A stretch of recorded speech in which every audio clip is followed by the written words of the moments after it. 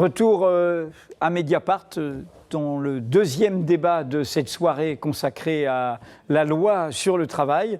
Là, on a débattu précédemment de la mobilisation, le 9 mars et les autres rendez-vous qui sont prévus le 17 mars, le 31 mars. Et évidemment, dans ce débat a survenu la question, est-ce qu'il faut demander le retrait total, ce qui est la sensibilité dominante et je dirais pas loin d'être la sensibilité éditoriale de Mediapart, on ne va pas se cacher, le retrait total de ce projet, quand la copie est mauvaise, on ne va pas essayer de transformer cela, quand elle est mauvaise fondamentalement, et puis ceux qui disent il faut quand même discuter, il y a des choses intéressantes. Et ce sera le débat, là, maintenant, sur le contenu de ce projet, entre deux économistes éminents. Philippe Aghion, vous êtes professeur au Collège de France, et vous avez certains de vos collègues du Collège de France, l'un juriste, Alain Supiot, et l'autre qui est sociologue, Minguer, qui travaille sur toutes ces questions. Donc le Collège de France suit tout cela. Et vous, qui avez été à Harvard,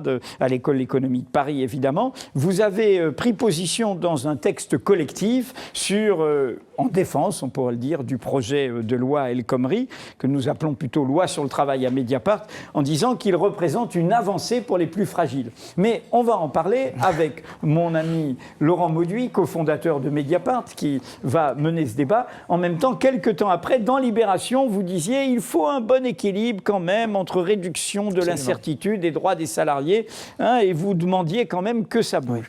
En face de vous, donc, un deuxième économiste, Liem Hoang Ngoc, qui est habitué de Mediapart. D'ailleurs, vous bloguez sur Mediapart, ainsi que Philippe Marlière, avec qui vous aviez fait ça. La gauche ne doit pas mourir. Le manifeste des socialistes a figé. Depuis, vous avez quitté le Parti socialiste. En juin 2015, vous avez été eurodéputé socialiste. Et vous faites partie de ceux qui sont évidemment opposés à ce projet. Et on en parlera. Vous allez pouvoir nous éclairer sur la genèse de ce projet, car il semble qu'il ait été beaucoup pensé par celui qui est aujourd'hui le directeur de cabinet de la ministre du Travail. Or, ça a été un de vos compagnons de route, et il y a 20 ans de cela, il s'appelle Pierre-André Humbert, vous étiez ensemble pour faire l'appel des économistes pour sortir de la pensée unique. Il s'est passé des choses, l'eau a coulé sous les ponts, je te passe la parole, à toi Laurent. Philippe Aghion, c'est par vous que j'aimerais commencer, parce que dans un débat, souvent l'important c'est de bien qualifier les choses. Et en économie, c'est justement l'objet souvent de cette discipline, il y a des courants de pensée, et notamment dans les années antérieures, les années que nous avons vécues, il y a deux grands courants dont on parle souvent, qui est le courant néolibéral, qui est le mainstream, ou alors le social-libéralisme. Et j'aimerais, comme vous qui êtes de gauche, qui affichez vos convictions de gauche, qui avez accompagné François Hollande, oui. Vous lui avez prodigué vos conseils. Quand vous observez ce projet de loi, comment est-ce que vous le qualifiez ? Parce que un social-libéral, c'est quoi ? Il y a un donnant-donnant, hein, flexi-sécurité, les salariés échangent de la flexibilité contre de nouvelles sécurités. Est-ce que c'est ça ou est-ce que c'est néolibéral, le projet ?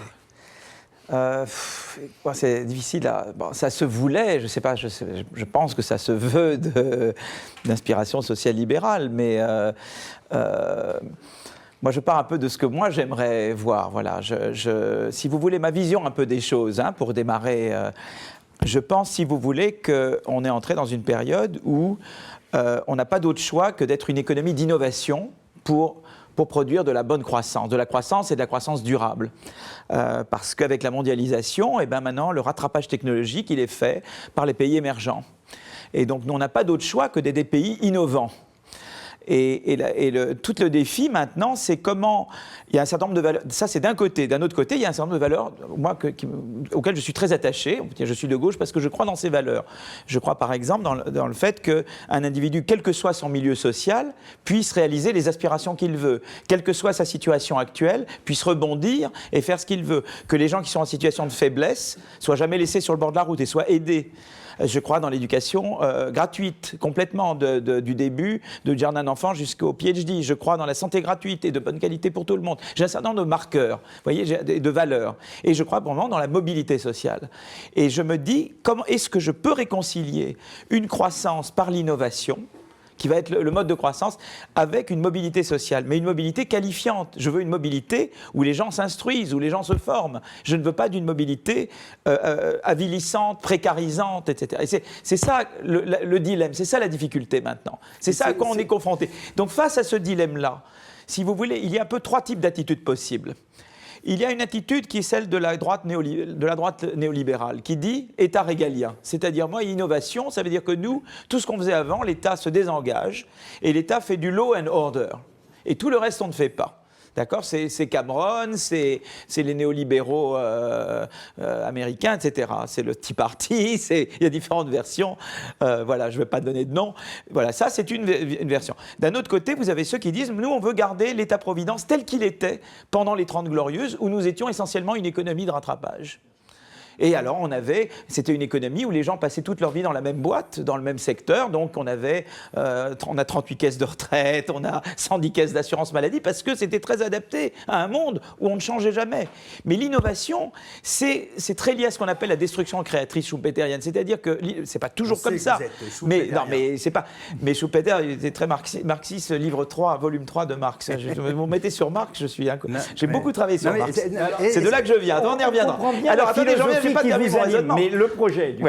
Mais alors, je reviens au projet. Et donc, la création créatrice, je viens à ça. Parce que la destruction créatrice, c'est sans arrêt de nouvelles activités qui remplacent d'anciennes activités. C'est-à-dire que de plus en plus, on est dans un monde où forcément les gens vont changer de travail, vont être amenés à passer d'un travail à un autre. Donc, il faut trouver une organisation du travail, une organisation sociale qui accommode.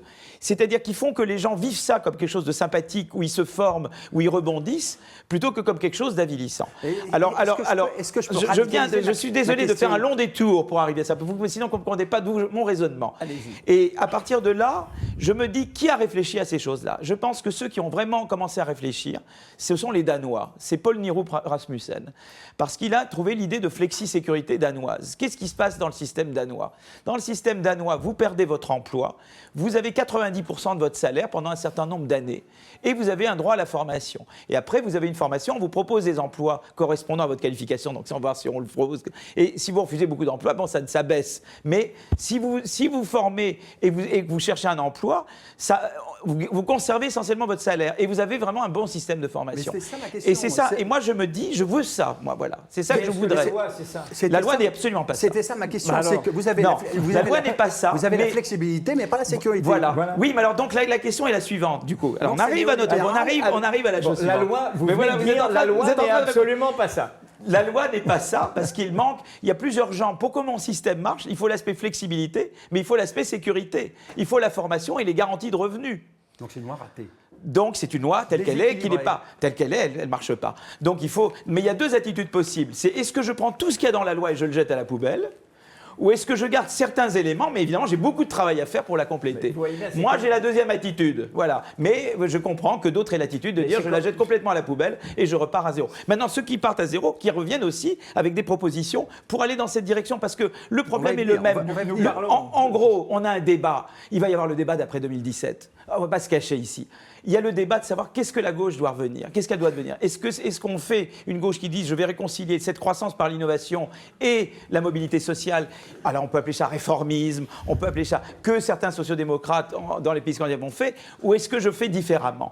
Et je crois que c'est ça le vrai débat. Après on peut dire vous prenez la loi, vous enlevez la loi, mais on voit bien, alors c'est raté, mais au moins il y a un essai. Moi j'aimerais que même ceux qui disent je ne veux pas de la loi, mais je viens avec tel autre élément, parce que je vois ce que vous essayez de faire. Vous avez raté votre coup, je vois ce que vous essayez de faire, et venons avec d'autres propositions, mais allant dans ce sens-là. Ou est-ce que simplement je dis je garde le status quo ? Moi je dis le status quo, c'est pas bon. Avant que Liam et que Laurent lui pose une question, je veux dire quand même, parce qu'on rappelait que vous étiez autour de François Hollande, en même temps cet univers des économistes, je dirais, qui ne veulent pas tout jeter par la fenêtre et tout, il est même divisé sur cette loi. Daniel Cohen. On ne change pas le marché de l'emploi par décret. C'est-à-dire, au-delà du fait que cette loi, elle est mal foutue, elle est faite verticalement, elle est faite sans concertation. Donc si ça a été fait sans concertation, il faut jeter. Écoutez, en tout cas, il a raison. Je ne sais, ça, bon, il y a la deuxième partie de ce que vous dites, je vous laisse la responsabilité. Dans ce qu'il dit, si vous voulez, j'adore Daniel, je le connais depuis longtemps et on discute tout le temps, etc. On est tout le temps en téléphone. Et c'est quelqu'un que je respecte énormément. Si vous voulez, c'est évident que c'était pas bon. Par exemple, quand j'ai compris que Laurent Berger n'était pas dans le coup, je me dis, tiens, il y a un truc qui cloche quand même. Vous voyez, donc ça, c'est évident. Ça, il fallait pas le faire comme ça. Donc, si vous voulez, ça a été très mal foutu de plein de points de vue. Mais il y a quand même dedans des éléments qui, à mon avis, sont... Alors, ces éléments, qu'est-ce que c'est? C'est d'abord l'idée... On reviendra après, voilà, parce que sinon, je monopolise la parole. On reviendra là-dessus après. Même question peut-être en la complétant. Comment qualifier le projet? Est-ce que c'est social-libéral?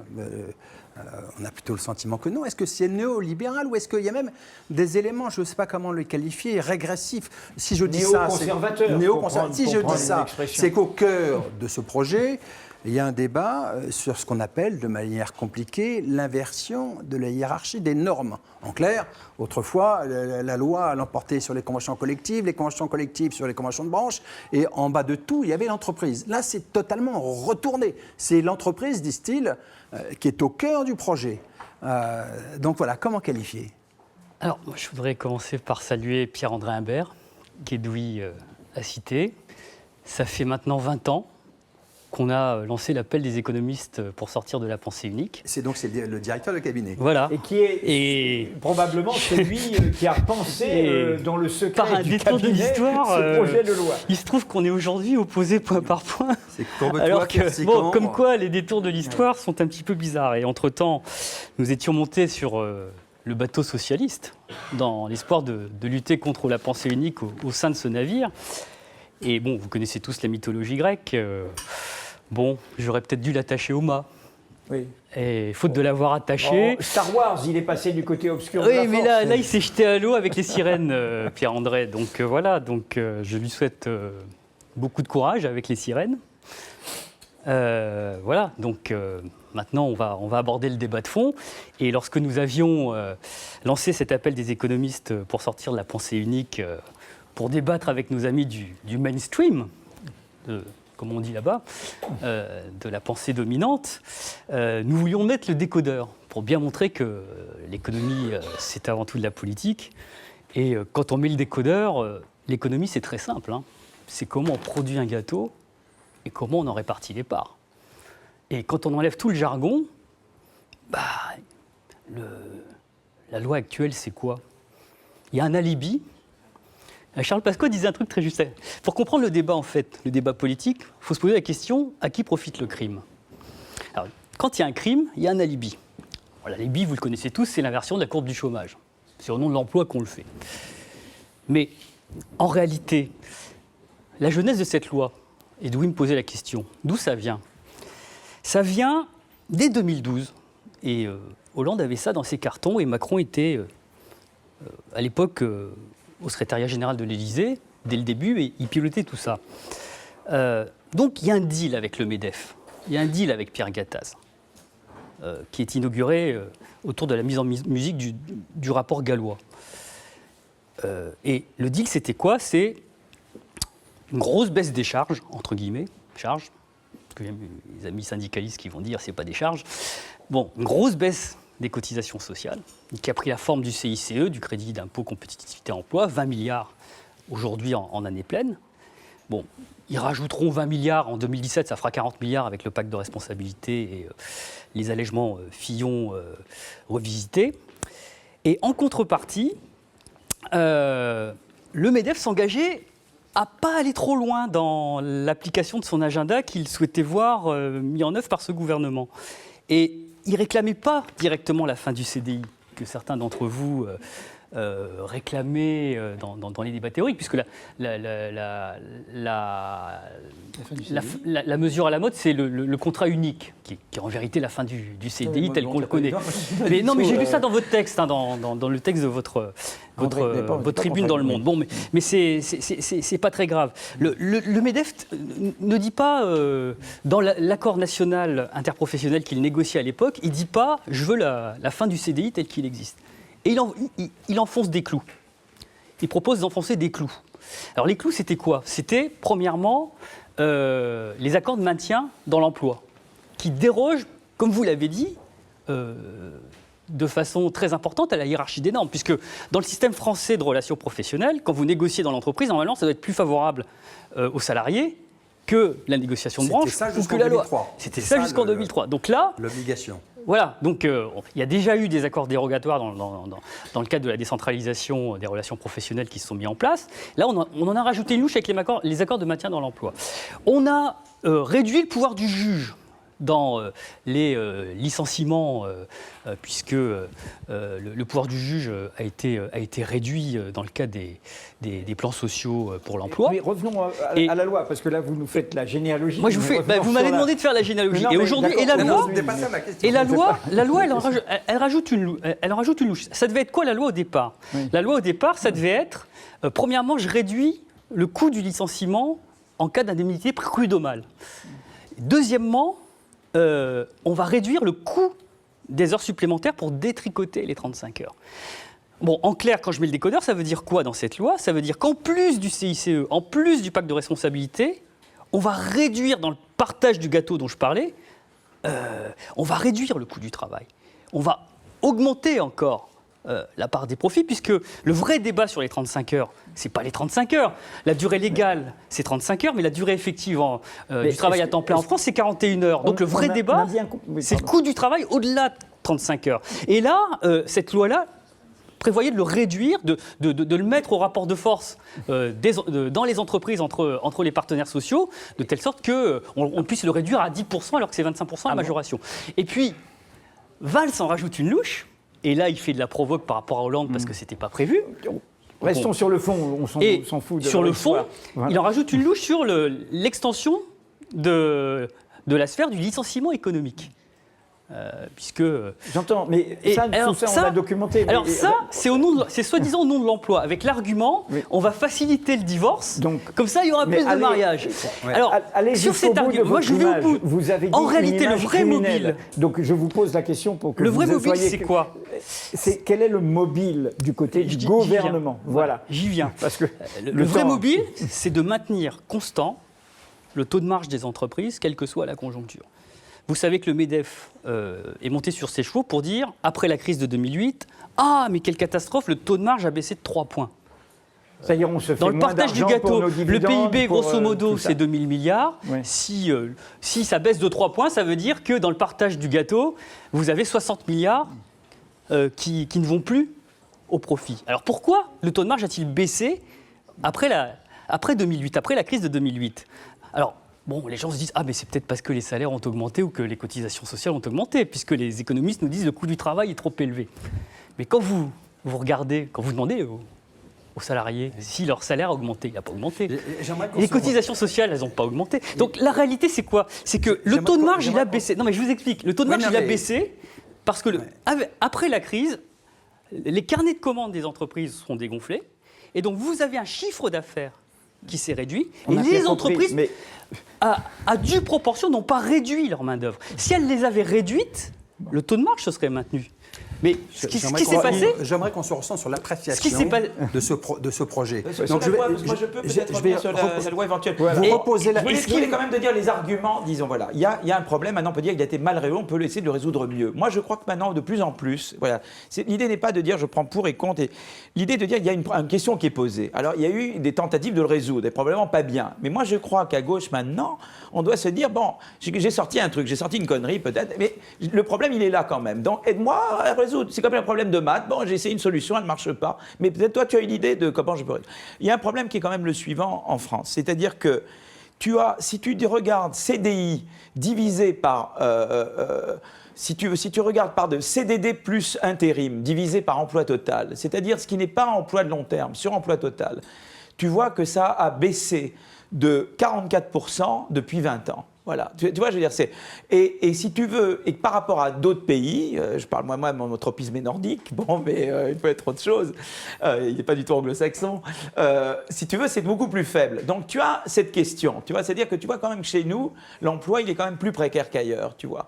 Donc on a un problème, il est plus précaire et il devient de plus en plus précaire. Donc ça, c'est un problème qu'on a. Donc la question, c'est comment on le rend moins précaire. Qu'est-ce que tu peux faire, voilà. Alors, il y a peut-être d'autres manières. Renzi, en Italie, il essaie de dire, je vais faire un CDI avec des droits accumulable, j'ai peut-être d'autres trucs que je peux faire. Tu vois ce que je veux dire? Mais ce problème, il est réel. Tu as un autre problème, c'est qu'on sait qu'il y a un lien entre coût de licenciement et si tu veux, segmentation sur le marché du travail. On sait ça. Il y a des études qui le montrent, tu vois. Et sur la durée, et c'est la durée du chômage, que la durée du chômage augmente en moyenne quand tu as des coûts de licenciement plus élevés. Donc tu as ce problème. Maintenant, tu dois dire comment j'essaie de résoudre. Donc une manière, c'est de dire je vais réduire l'incertitude qui entoure le licenciement. Ça ne veut pas dire que, tu vois, par exemple, tu aurais pu très bien dire je mets pas à 15 mois, à 20 mois, etc. Et puis ce que je fais, c'est que je complète à la danoise. C'est-à-dire que j'aurais pu faire un truc, tu vois, par exemple, où tu pourrais dire ce que l'employeur doit payer, etc., il paye certaines indemnités, et l'État peut compléter, par exemple, tu vois, de façon que le type, il touche 90% de son salaire. Tu vois ce que je veux dire? Donc, on peut trouver plein de choses, mais tu as ce problème-là, et tu as autour de ça plusieurs manières de le résoudre. Moi, je suis totalement ouvert sur comment résoudre. Je pense qu'on ne sait pas, et donc on doit chercher, on doit tâtonner.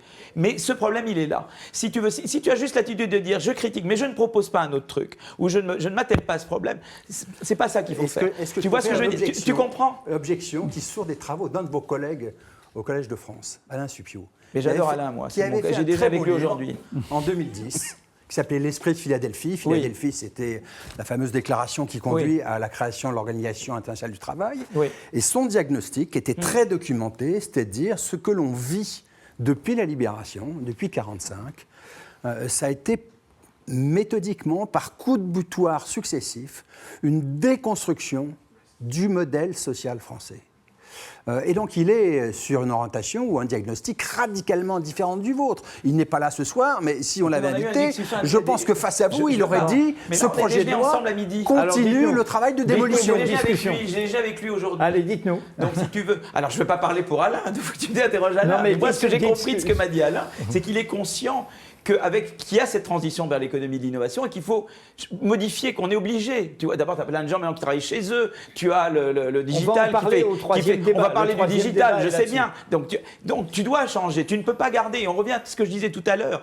C'est-à-dire que de toute façon, tu dois repenser le bazar. Tu ne peux pas juste dire je garde le truc comme c'était pendant les 30 glorieuses. Tu es obligé de le repenser. Mais tu veux le repenser d'une manière, et là tu as raison, qui soit juste et qualifiante pour les travailleurs. Je me tourne vers lui, mais est-ce que repenser le bazar, ce n'est pas faire tout à fait autre chose, dire réfléchir à comment est-ce qu'on a des politiques actives pour la croissance, mais il faut proposer sur le partage du travail, je ne sais pas, est-ce que le gouvernement ne se trompe pas? Toutes les idées sont bonnes. Moi, je pense qu'on est à un stade maintenant où la gauche, parce que les idées, c'est la gauche qui les a en France. Les idées, elles viennent jamais de la droite. Les idées, elles viennent de la gauche. Enfin, dans quel état? Et après la gauche, on peut se bagarrer entre nous. Mais je pense que si tu veux, la gauche devient un peu de droite, c'est compliqué, non? Mais alors, qu'est-ce que tu appelles le gauche devenir de droite? Non, tu comprends? Parce que toi, je vais te dire, il y a des trucs qui ont l'air de droite. Oui, mais tu dois faire attention. De ce placard, oui. Mais tu dois faire attention à un truc quand même. C'est-à-dire que si par exemple je fais quelque chose, je ne dis pas que c'est ce projet à nouveau, mais tu vois le problème dont je t'ai parlé, qu'il y a cette, si tu veux, précarisation du travail qui augmente. J'essaie de faire des trucs pour réduire ça. Si un des trucs, ça peut être une réforme qui assouplit le CDI, tu comprends, et qui en même temps te met du malus sur les gens qui abusent d'un CDI assoupli pour virer les gens, tu comprends? Si je trouve quelque chose dans ce goût-là, qui réduit ce truc-là, et qui te crée de la croissance, et qui te déprécarise, j'aurais fait un pas en avant. Tu vois, par exemple, tu peux avoir un truc aussi qui n'a pas l'air de gauche. On a un débat, par exemple, je sais, sur un autre truc, sur l'université, par exemple. Je lis le point de vue publié par Askenazi, Piketty, d'autres. Oui. Leur diagnostic est totalement différent du vôtre. C'est-à-dire le coût des licenciements, selon la littérature macroéconomique, etc., ne sont pas un facteur majeur du chômage. C'est pas ça qu'on disait. Mais ils ne nous ont pas. Mais c'est pas ce qu'on disait dans notre tribune. Ils nous ont pas. Qu'est-ce que j'ai dit, moi, tout à l'heure? Moi, je donne raison à ceux qui réclament le retrait de cet avant-projet, parce qu'il est complètement inutile. Sur le plan économique lui-même, il n'y a aucune étude qui montre qu'il y a une relation entre ce qu'on appelle la législation protectrice de l'emploi et les performances en matière d'emploi et de chômage. Les travaux de l'OCDE qui sont publiés dans Perspectives de l'emploi fréquemment le c'est pas vrai. C'est pas vrai. Mais alors, attends, je le laisse parler. Permettez-moi de continuer. Absolument. Mais après la crise de 2008, les pays qui ont expérimenté vos solutions, les pays les plus flexibles en matière les solutions que vous défendez, la flexibilité du contrat de travail à durée indéterminée. Non mais d'accord, mais dans flexi-sécurité, il y a flexi. Là, on est sur le volet flexi. Non, moi je vous parle de l'Irlande, je et de suis pas du l'Espagne, côté qui sont, non mais d'accord, mais qui sont les pays qui ont appliqué, qui sont les pays les plus flexibles. Je te parlerai du modèle danois après. Parlez-en, puisque c'est celui qui l'invoque. Alors, ces deux pays-là sont ceux où le chômage a le plus explosé. Et aujourd'hui, j'ai vu des gens proches de vous qui disaient que, ah oui, mais l'Espagne, le taux de chômage en Espagne est de 21%. Et il y a un déficit de 3 millions d'emplois par rapport à avant la crise. Donc, ils ont licencié très facilement, mais ils n'ont pas réembauché parce que la conjoncture macroéconomique est très mauvaise. Quant au modèle danois, il est en train de se défaire. Le modèle danois, à l'origine, c'est quoi? C'est 4 ans, payer 90%. Le chômage. Ouais. 4 ans, 90% du salaire. Bon, ils ont réduit à 2 ans. Parce qu'ils se sont rendus compte qu'ils a. Voilà. Il faut le payer, mais ça, c'est un problème qui se pose. Oui, mais justement, moi je pose la question comment le volet sécurité est mis en place dans le cadre de c'est pas évoqué dans cette loi-là. Elle n'évoque que l'histoire de la flexibilité, dont on sait que le seul effet, si on met de la flexibilité, parce que le vrai mobile du crime, c'est ça, c'est de réformer le CDI. C'est pas le CDD, tout ce que vous voulez. Aujourd'hui, le CDI. Attendez, le CDI, c'est encore 87% du stock des emplois. Donc le vrai débat, c'est que le MEDEF entend aujourd'hui, comme vous l'avez dit, détricoter le modèle social tel qu'il existe. Et le but de cette affaire-là, c'est de maintenir le taux de profit constant. Parce que quand les entreprises, quand ça va mal, peuvent débaucher quand elles veulent les salariés, elles maintiennent le taux de profit constant. Le discours sur le taux de marge, ce n'est que ça. Et ça, c'est au nom de l'emploi. Et le vrai débat sur la solution alternative, et c'est pour ça que j'insiste sur le taux de marge, c'est qu'on a négocié à Bruxelles des marges de manœuvre. Je vous rappelle que, mais ça personne ne le dit, ils disent qu'ils font du sérieux budgétaire, mais ils ont réussi à négocier que pendant tout le quinquennat Hollande, ils n'appliquaient pas le pacte de stabilité. Jamais la France n'a appliqué le pacte de stabilité au cours de ce quinquennat. Elle a toujours dépassé les 3%. Elle s'est toujours libérée une vingtaine de milliards de marge de manœuvre par an. Et qu'est-ce qu'ils ont fait avec ça? Ils ont restauré le taux de marge. Et moi, je dis oui, il y avait une solution alternative. On s'est libéré des marges de manœuvre. On a fait du déficit. Des grandes entreprises. Il faut dire que ce n'est pas de toutes les entreprises. Mais je reviens à ma question. Et donc, tout le sujet, c'est comment orienter ces 20 à 40 milliards. Et le vrai changement structurel de ces 20 dernières années, alors vous parlez d'innovation comme ça dans le vide. Bon, l'innovation, le vrai changement structurel, c'est quoi? C'est pas les robots sur les chaînes de montage ou le fait que tout le monde aujourd'hui a un ordinateur. C'est pas ça. Le vrai changement de ces 20 dernières années, c'est que la structure du capital des grandes entreprises, et en particulier des entreprises stratégiques, a changé.